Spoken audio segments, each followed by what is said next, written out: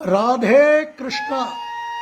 தென்னாங்கூர் க்ஷேத்திரம் ஆஷாட ஏகாதசி பிரம்மாண்டமா பிரம்மோற்சவம் நடந்துருக்கு. எம்பெருமானுக்கு இன்னைக்கு 4ஆம் திருநாள். பாண்டுரங்க சுவாமிக்கு எவ்வளவோ அலங்காரம் நம் சேவிச்சிருப்போம். ஆனா 30 வருஷ பிரார்த்தனை துவாரகை கண்ணனாக சேவிக்கணும்னு. துவாரகையில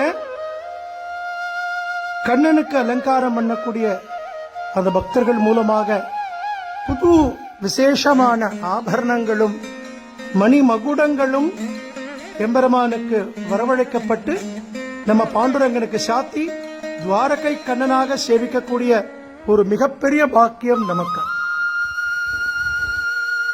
தாயாரும் நிறைய திருபாபரணங்கள் சாத்தின்னு இருக்கா.